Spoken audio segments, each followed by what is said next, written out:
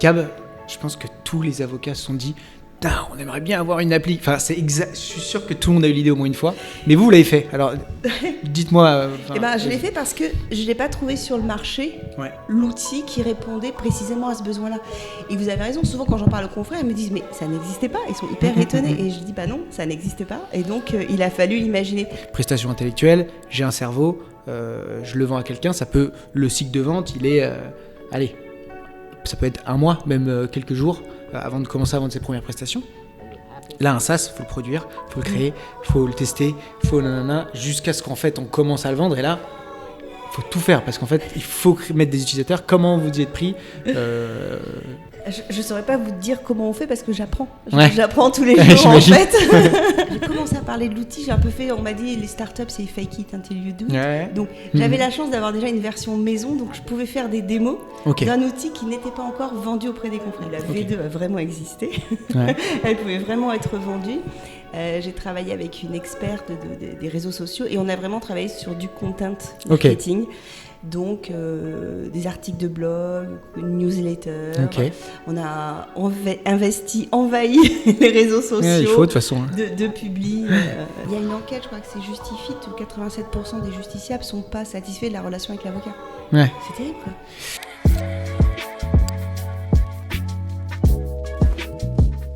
Ganel, bonjour du coup. Bonjour. Enchanté. Bon, on vient de se voir, on vient de parler, mais il faut mettre un peu de contexte. Ça marche. Vous êtes avocate. Je suis très content de vous avoir parce que je vous ai vu beaucoup, notamment sur LinkedIn et sur les réseaux sociaux. Et c'est ce qu'on disait juste avant, ça fait plaisir de se voir en vrai et de rencontrer les personnes dans un contexte un petit peu plus présentiel que ce qu'on a l'habitude d'avoir aujourd'hui. Et vous êtes là aussi la fondatrice d'Applicable. Et c'est aussi pour ça que je vous ai contacté. Parce que je voulais en savoir plus. Je voulais que les gens... les avocats sont toujours très intéressés par de l'acquisition de clientèle, mais il y a un aspect, et c'est du marketing, et c'est aussi un gros travail qu'il faut mettre en place et réfléchir. C'est une fois qu'on a cette clientèle, comment est-ce qu'on la garde ? Comment on fait de la rétention client ? Pour moi, c'est l'or dans un cabinet d'avocats. C'est ce qu'il faut vraiment chérir et prendre soin, parce que c'est des métiers d'exception. Donc je vous laisse vous présenter, j'en dis pas plus, et puis on va parler de tout ça, et voilà. Ok, donc Ganel Soussan, je suis avocate à Paris depuis bientôt 25 ans, et j'ai rencontré en 2016-2017 des difficultés financières, pour être très cash, dans mon cabinet. Donc j'avais besoin d'une solution qui me permette de gagner du temps en production, et aussi d'apporter aux clients un meilleur service. Parce que des clients mécontents, des clients qui ne comprennent pas ce qui se passe, qui n'ont pas d'infos sur le suivi de leur dossier, ils vous renvoient en permanence du mécontentement, de la mauvaise humeur, et c'est difficile à supporter parce qu'à l'époque, c'était des centaines de dossiers dans le cabinet. Donc il fallait trouver un outil qui remplisse ces deux fonctions, c'est-à-dire que d'un côté, qui nous fasse gagner du temps, de la productivité, et de l'autre, une meilleure expérience client. Pour avoir un peu de contexte, qu'est-ce que vous faites comme type de domaine, dans quel domaine d'intervention vous travaillez ? La base de ma pratique, c'est le droit immobilier, et à ce moment-là, j'avais un contentieux récurrent de contestation des prêts immobiliers. Donc c'était un petit peu connexe au droit de l'immobilier, c'était le financement de l'immobilier, des prêts immobiliers. Et j'ai monté un partenariat avec un expert financier, on avait des centaines de dossiers. Il se trouve que la jurisprudence a changé, que la poule aux œufs d'or s'est transformée en poule qui ne pond même plus d'œufs. Et il fallait trouver une solution pour à la fois diminuer les ressources consacrées au dossier, au traitement des dossiers au sein du cabinet, et aussi délivrer aux clients un service qui soit qualitatif. C'était pas à eux de payer le revirement de jurisprudence. Donc, c'est clair. Voilà. Ok. Et donc, je pense que c'est quelque chose, à mon avis, applicable. Je pense que tous les avocats se sont dit on aimerait bien avoir une appli. Enfin, je suis sûr que tout le monde a eu l'idée au moins une fois.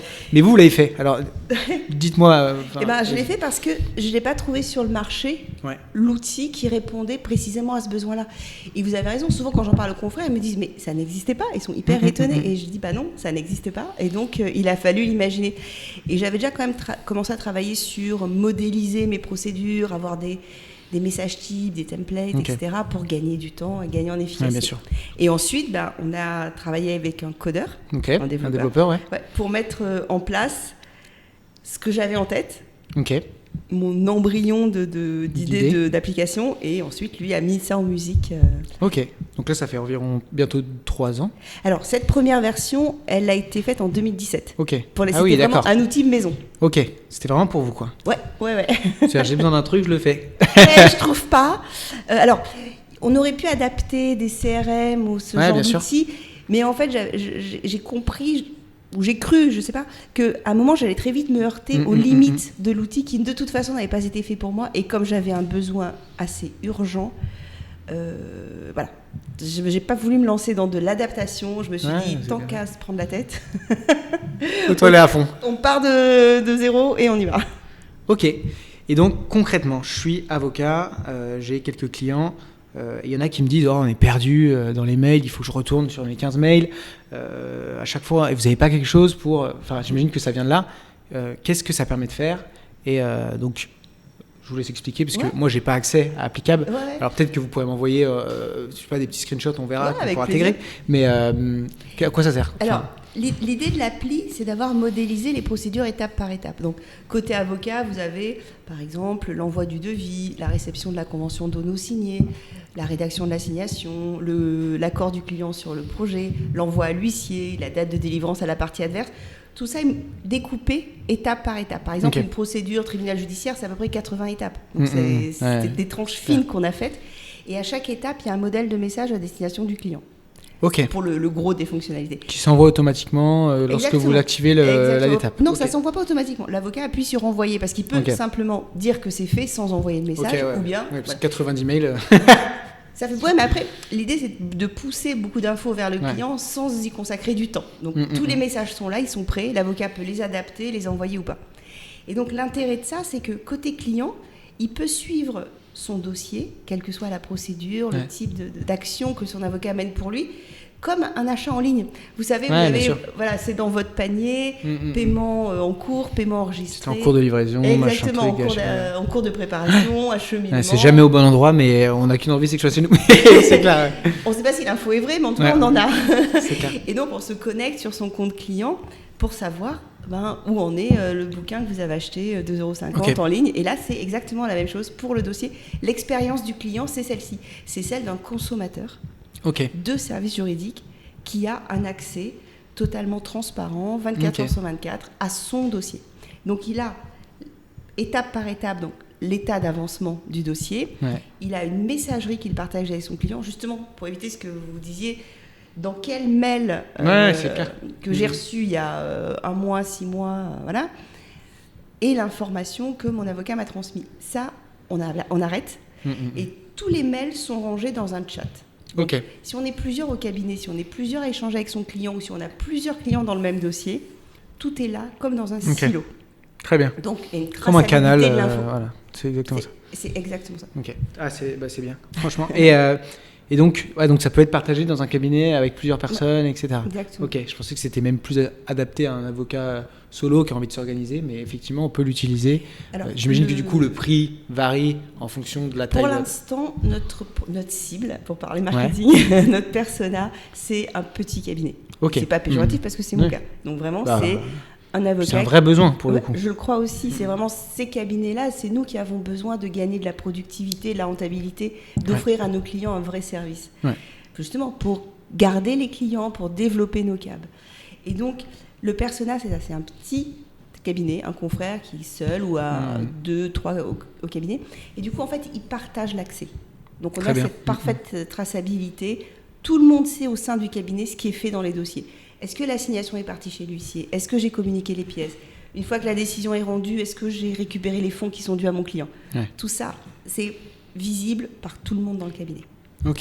Et alors j'ai plein de questions du coup. Déjà, première question qui me venait quand moi, en fait, à titre perso, et pour être cash par rapport à ce type d'application, moi, au début, quand on me demande je veux créer un espace utilisateur, parce que nous, on fait des sites internet, et quand on me dit je veux créer des espaces utilisateurs, etc., je fais oulala, vous avez partez dans un délire, vous vous rendez pas compte de là où vous allez, et on peut le faire, mais c'est un nid à vous faire hacker vos données. Tout ce que vous foutez sur un site, c'est un risque. Donc moi, ce que je vous invite toujours à faire, c'est d'aller voir ce qui se fait en termes d'application de ce type-là, pour qu'il y ait vraiment deux choses. Un site internet vitrine qui permet simplement de présenter l'avocat, etc. Mais si vous commencez à développer en interne ce genre de choses, j'imagine que vous le savez mieux que moi, c'est bon quoi. Et donc, moi je peux leur envoyer le devis, hein, mais si je leur envoie, je sais qu'ils vont dire non. Donc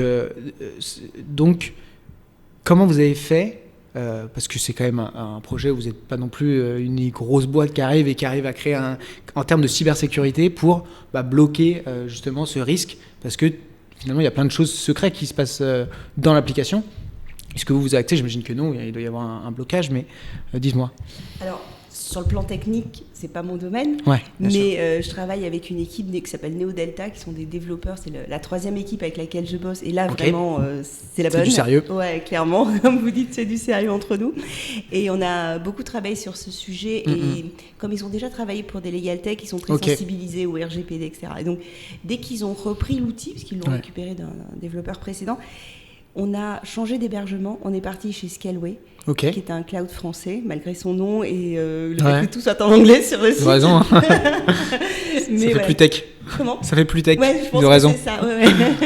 Mais voilà, donc notre hébergement, la sécurité des données, tout ça, on a choisi en conscience Scaleway pour. Et c'est un coût, ça, pour le coup. La sécurité qu'ils apportaient.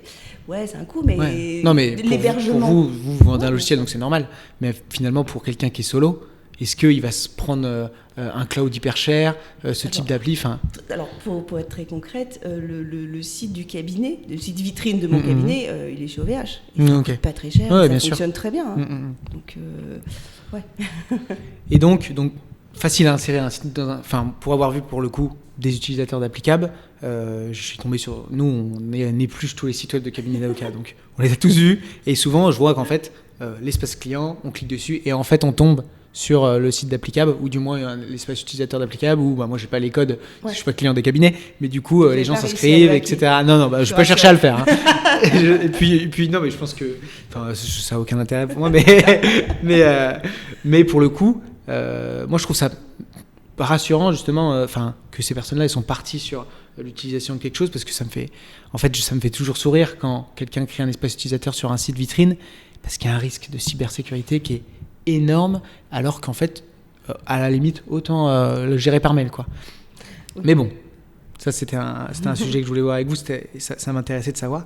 Et du coup, comment, parce que vous avez 20 ans de bar, enfin même plus, un petit peu plus, je ne dirais rien de plus, mais et l'idée, c'est que vous savez comment vendre de la prestation de cabinet d'avocat.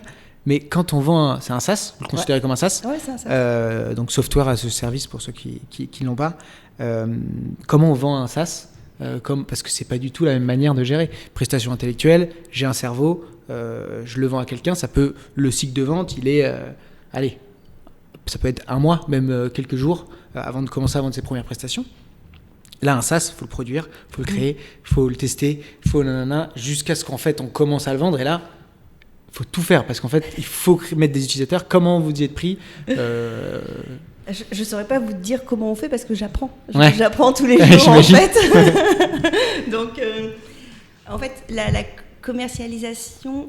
j'ai commencé à parler de l'outil, j'ai un peu fait... On m'a dit, les startups, c'est fake it until you do it. Ouais. Donc, j'avais la chance d'avoir déjà une version maison, donc je pouvais faire des démos d'un outil qui n'était pas encore vendu auprès des confrères. Donc, en fait, j'ai pu commencer à parler du produit, à proposer des... C'est même pas du fake it, là, on a quand même quelque chose, parce qu'il y en a, c'est vraiment regardez, ça va être comme ça, mais en fait on a juste fait une maquette, quoi. Oui. Mais c'était une version qui n'était pas commercialisable, mais qui existait et qui tournait déjà. Et donc pendant de septembre 2021 à juin 2020, j'ai montré la version qui était au cabinet pour commencer à faire parler du produit, pour amorcer, parce que j'avais conscience que ça allait être un cycle justement long, ce que vous dites. Bien sûr. Parce qu'il faut faire connaître le produit. Je constate aussi qu'il faut que les confrères soient touchés par plusieurs canaux pour apprendre, retenir le nom de la marque, commencer à faire confiance, etc. C'est effectivement des cycles très longs. Et à partir de juin 2022, où la V2 a vraiment existé, elle pouvait vraiment être vendue, J'ai travaillé avec une experte des réseaux sociaux et on a vraiment travaillé sur du content marketing. Donc, des articles de blog, une newsletter. On a envahi les réseaux sociaux. Il faut de toute façon. De publi là-dessus. Ok, donc beaucoup de contenu. Moi, je pense que c'est, beaucoup de ça, c'est la technique que beaucoup de ça se met en place. C'est vrai que, en plus, je pense pas que j'imagine que vous avez regardé un peu en termes de publicité s'il y avait des gens qui mettaient application de gestion client pour avocats. À mon avis, il n'y avait pas grand monde qui faisait la recherche. Donc, il fallait évangéliser et donc du contenu. Et concrètement, est-ce que vous avez un peu de chiffres ? Combien de passages il a fallu que les utilisateurs voient applicables pour qu'ils signent ? Est-ce qu'ils ont vu un post sur LinkedIn, ensuite un article de SEO, etc. Enfin, vous avez un peu une idée ou j'imagine que c'est toujours un peu vague, toujours un peu difficile à faire.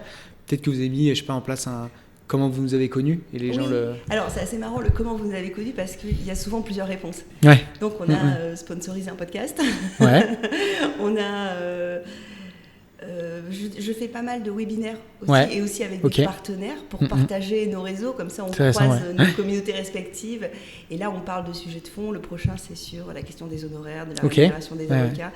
Donc, c'est au moins 4 points de contact. Ok, quand même. Ouais.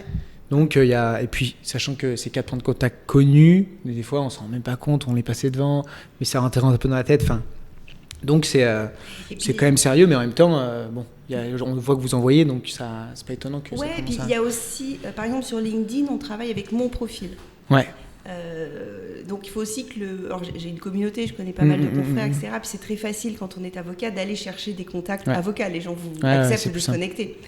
Et donc, il faut aussi faire le passage entre ma tronche et, et l'application, le produit sous-jacent.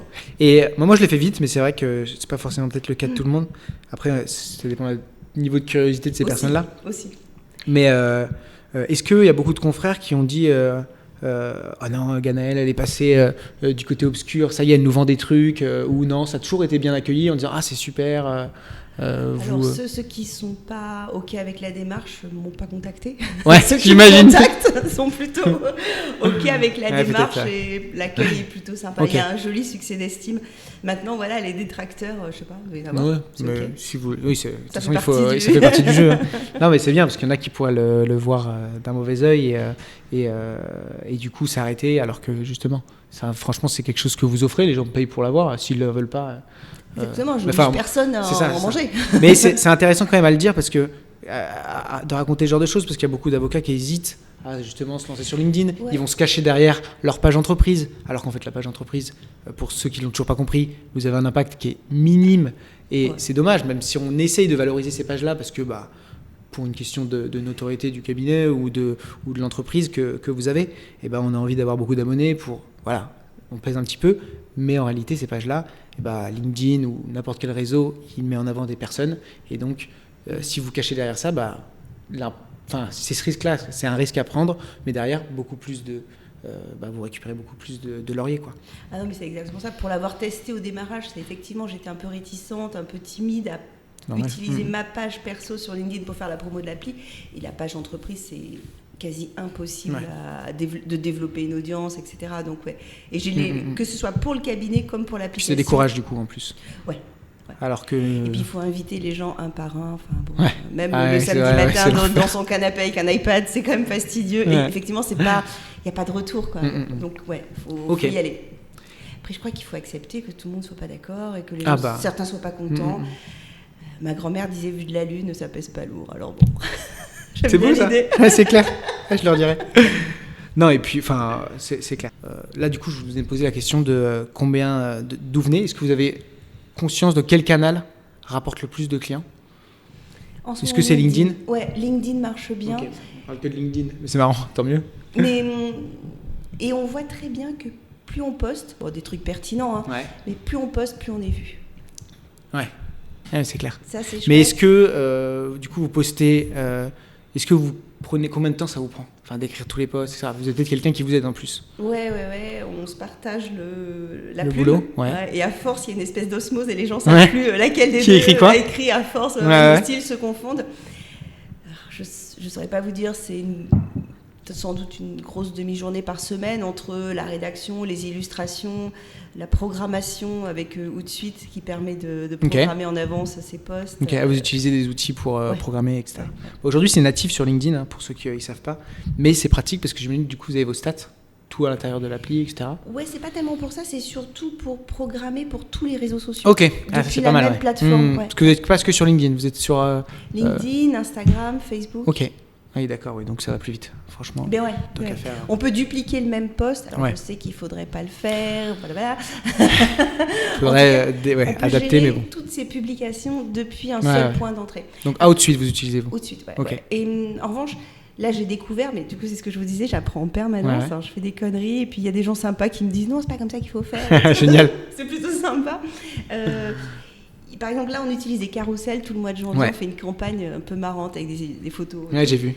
Et les carousels ne passent pas via Outsuite. Ça ne marche pas, il faut le faire en natif LinkedIn. Et justement, ce que vous disiez, en programmant, on peut programmer son post pour demain, après-demain, Ok, le génial. jour, l'horaire. Et du coup, j'ai retrouvé ma question. Elle n'était pas écrite, mais bon, je l'avais dans la tête. Est-ce que vous avez conscience du nombre de clients ? Parce que moi, c'est toujours ce qui me fait peur quand je pense à des... Par exemple, Orama, nous, lorsqu'on a un nouveau client, il a un espace utilisateur. On l'a fait sur Notion. C'est moins cybersécure, mais en fait, de toute manière, il n'y a rien de vraiment... voilà, il n'y a rien de vraiment dangereux, donc peu importe. Mais on utilise un Notion et on voit qu'en fait, il l'utilise assez peu. Pourtant, il est plutôt bien foutu. Mais est-ce que vous avez conscience de... Est-ce que vous savez combien d'utilisateurs clients, mes clients des cabinets qui sont vos clients, utilisent l'application? Est-ce qu'ils vont beaucoup dessus? Ou vous voyez quand même qu'il y a je sais pas, 30% qui l'utilisent? Ou vous avez des chiffres là-dessus? Alors, c'est assez compliqué parce que justement, RGPD, etc., on ne peut pas les traquer.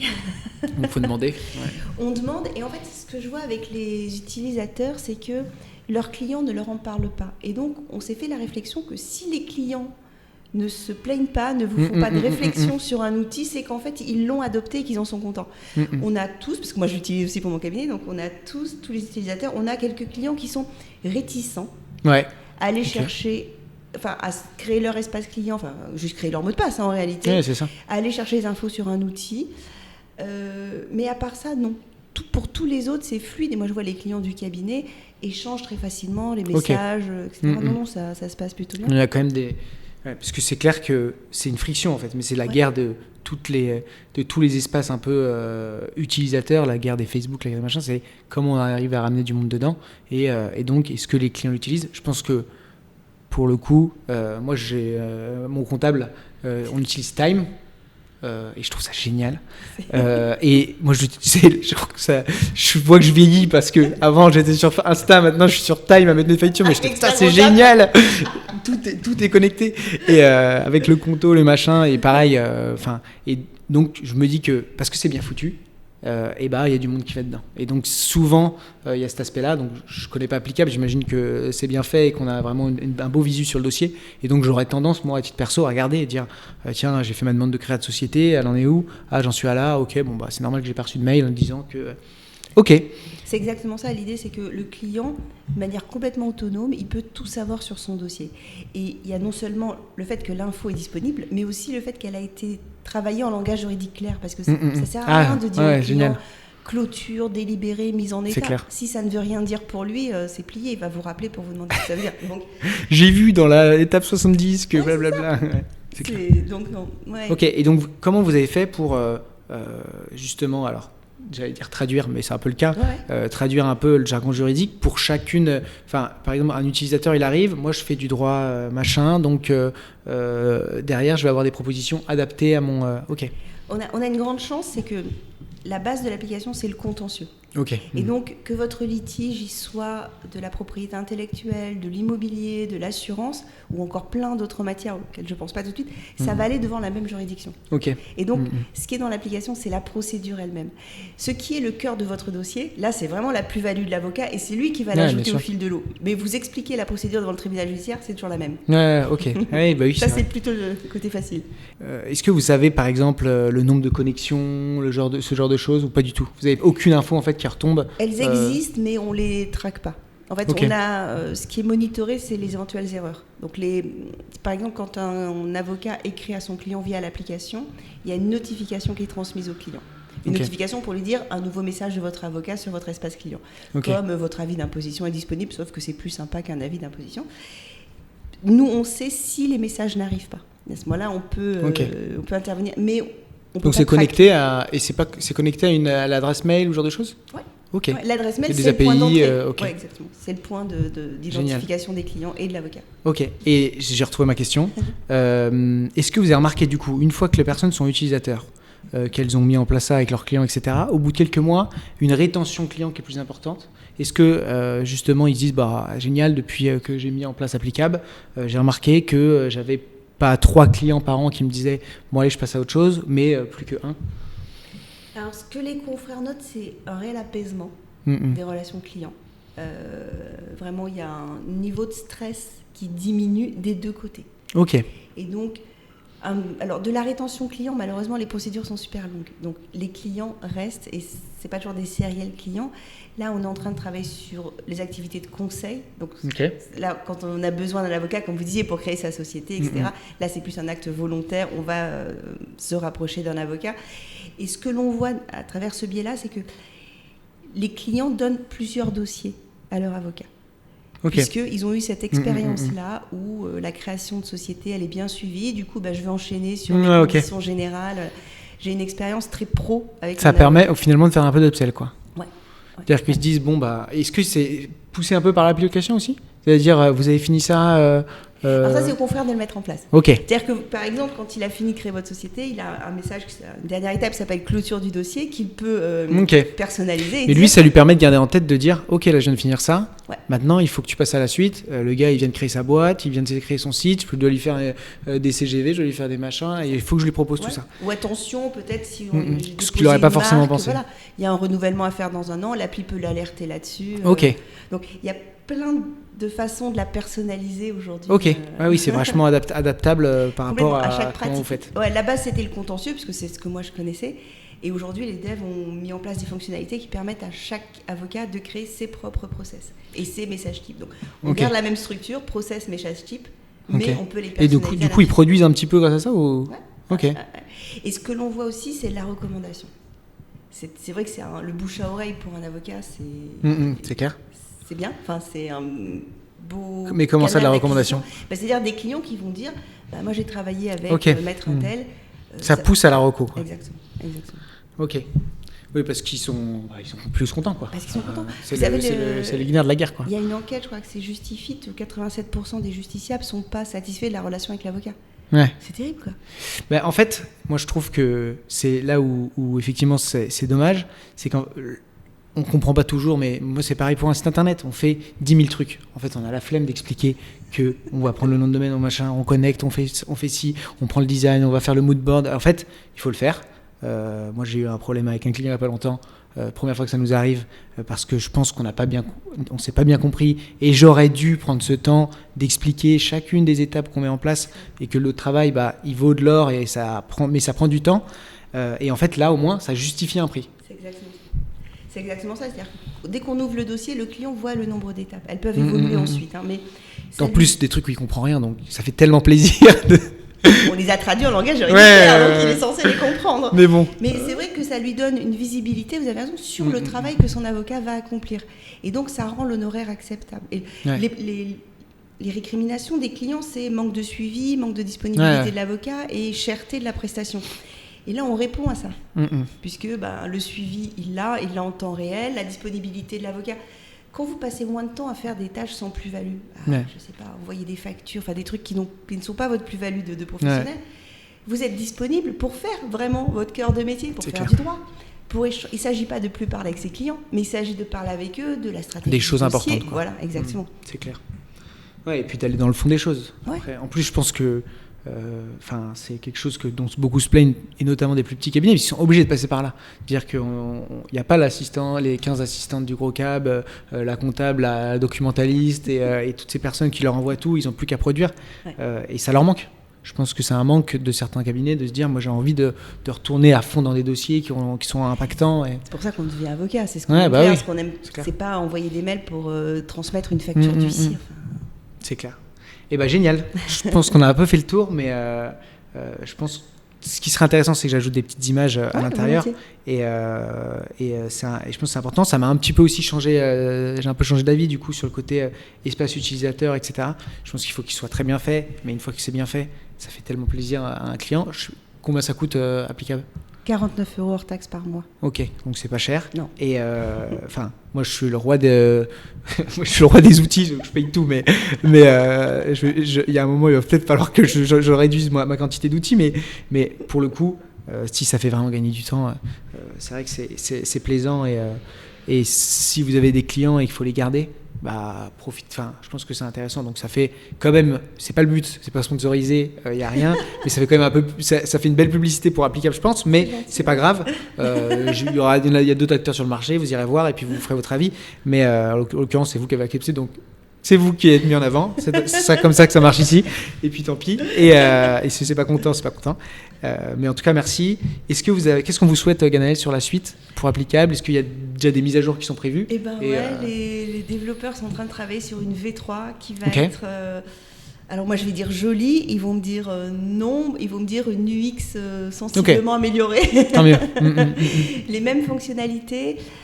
C'est important en plus. Un look plus sympa, parce que la première je la trouve un peu austère, notre métier il est déjà pas toujours fun, donc voilà, ça va pas être rose Barbie, mais vous êtes inspiré de certains logiciels ou pas du tout ?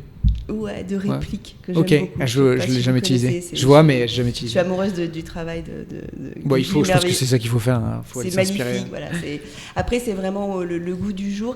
Et surtout, c'est une version qui va nous permettre plein d'évolutions. Par exemple, il y a justement des avocats qui veulent pouvoir avoir l'espace client en marque blanche. Donc, à partir ils reprennent le code, ils font une refonte totale de l'outil pour pouvoir anticiper sur les développements à venir. Donc c'est plein d'espoir. Ok. Ah, c'est cool. Et vous avez des idées d'actions un peu concrètes justement ? De qu'est-ce que vous voudriez ? Ou alors vous le gardez en disant j'ai pas envie qu'on prenne Non, il y en a tellement. J'aimerais bien proposer un outil de paiement aux confrères, créer des API avec des outils existants, parce que c'est clair. Ce qu'aimeraient les confrères, c'est d'avoir un seul outil et pas les empiler. Mais je trouve qu'il y a rarement un outil qui fait tout bien. Ça, je suis totalement d'accord. Donc voilà, on peut avoir un logiciel de facturation avec lequel on est très à l'aise, et donc il va falloir le connecter avec Applicable. Plutôt créer des connexions, des belles connexions, c'est clair. Que de réinventer ça, ce je suis qui totalement déjà, d'accord. On en parlait avec Alizé Chazal la dernière fois, c'est deux types d'avocats, celui qui a 15 000 outils et celui qui a la machine de guerre mais qui est difficile à utiliser. Et dont il utilise 10%. Et qui utilise souvent 10%.